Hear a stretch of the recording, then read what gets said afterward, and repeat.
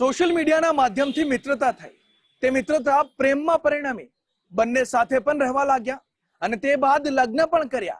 પરંતુ અસલી ખેલ ક્યારે શરૂ થયો કે જે સ્ત્રી પાત્ર ભજવતો વ્યક્તિ ગે નીકળ્યો અને તે બાદ ઝઘડા શરૂ થવા લાગ્યા અને તે ઝઘડા એટલી હદે વધી ગયા કે તેની હત્યા નિપજાવવામાં આવી.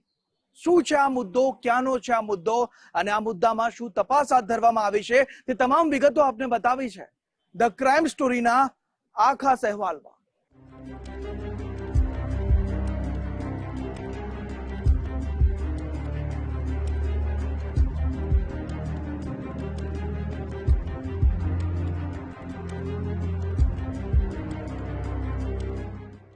એક કહેવત છે કે પીળું દેખાય એટલે સોનું નથી હોતું.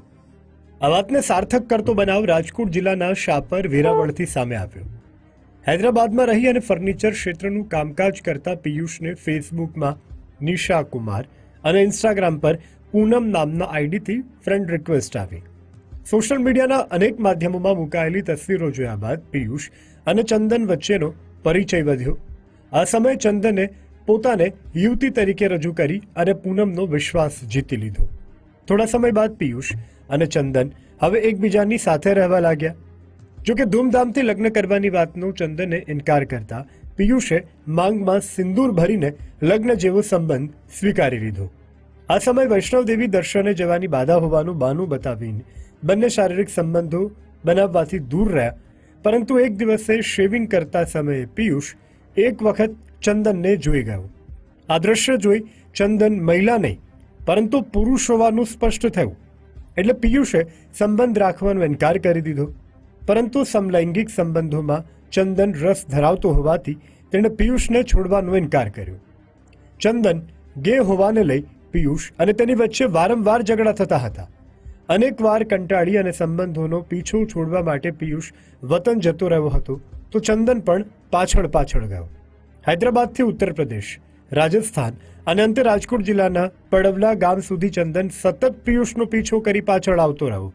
ગત 21 જૂને પડવલા સ્થિત કારખાનામાં ઝઘડો થતા પિયુષ ચંદનને રેલવે ટ્રેક નજીકના વાવરૂ સ્થળે લઈ ગયો અને મોટા પથ્થર વડે માથામાં અને શરીર પર હુમલો કરી તેની હત્યા નિપજાવી દીધી.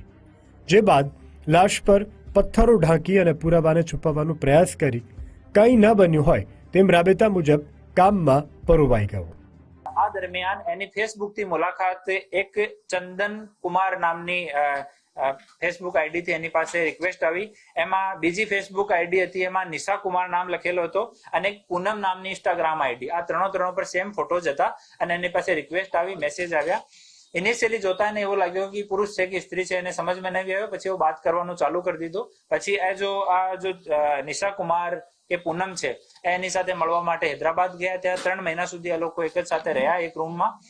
પછી લગ્ન કરવાનું વિચારે તો રૂમમાં જ સિંદૂર આના માથામાં લગાડીને બંને લોકો લગ્ન કરી લીધો. અને આ જો ફિમેલ જો કહેવાય કે જો લેડી તરીકે પોતાને પરિચય આપતી હતી, આ કીધો કે અમારી વૈષ્ણો દેવીની માન્યતા છે તો ત્યાં સુધી આપણે લગ્ન નહીં કરીએ. તો 3 મહિના સુધી વેટ કરાયો. પછી સિંદૂર આપીને લગ્ન બંનેનો થઈ ગયો. લગ્ન થયા પછી આ જો આરોપી છે એને ખબર પડી કે આ તો મહિલા નથી, આ પુરુષ છે. અને પછી આ લોકો વચ્ચે ઝઘડો થયો અને ત્યાં હૈદરાબાદ છોડીને પોતાને ગામ જતો રહ્યો. શાપર વેરાવળ નજીક મસ્તક ફાટક પાસે સ્ત્રીના વેશમાં કોહવાયેલી સ્થિતિમાં મળેલી અજાણી લાશના પોસ્ટમોર્ટમ રિપોર્ટમાં માથે ઈજા થયાથી કોઈ પુરુષની હત્યા થયાનું સામે આવ્યું. રાજકોટ પોલીસે સીસીટીવી ફૂટેજ, ટેકનિકલ સર્વેલન્સ અને હ્યુમન ઇન્ટેલિજન્સના આધારે મૂળ ઉત્તર પ્રદેશના વતની 20 વર્ષીય પિયુષ ખરવારને ઝડપી લીધો. મૃતક ચંદન કુમાર સ્ત્રી જેવો શૃંગાર કરવાની સાથે જ મહિલાઓની જેમ લાંબા વાળ રાખીને ચોટલો પણ રાખતો હતો. આના સોશિયલ મીડિયા હેન્ડલ ઉપર જેટલા ફોટોઝ છે બધા લેડીઝના કપડામાં છે. લેડીઝની જેમ જ શૃંગાર કરે છે, લેડીઝની જેમ લાંબા વાળ રાખે છે અને 2-3 જીન્સ એક સાથ પહેરે છે તાકી એનો જો ફિઝિક્સ છે એ લેડીઝની જેમ દેખાય. અને ના એમાં પૈસાની માંગણીનો નથી. બહુ મતલબ જો આરોપી છે એના પ્રતિ બહુ આસક્ત હતો અને આરોપીને છોડવા નહીં માંગતો હતો મૃતક. તો એનો કન્ટિન્યુ 1 વર્ષ સુધી ફોલો કર્યો. તો એનાથી કંટાળીને બંને વચ્ચે ઝઘડો થયો અને ઝઘડામાં શિરમાં મારીને એની હત્યા કરી નાખી. મિત્રતા, પ્રેમ કે લગ્ન જેવા નિર્ણયો પહેલા સામેના પાત્રની પૂરતી ઓળખ અને વિશ્વસનીયતા અંગેની ખાતરી કરવી જરૂરી છે.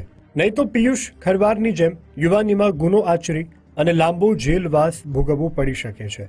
આ કિસ્સો સોશિયલ મીડિયા પર સક્રિય રહેલા યુવાનો માટે ગંભીર ચેતવણી સમાન છે. પરિવારની જાણ બહાર કે સોશિયલ મીડિયા પર અજાણ્યા લોકોની યોગ્યતાની ખરાઈ કર્યા વગર સંબંધોમાં આગળ વધવું ખતરનાક બની શકે છે.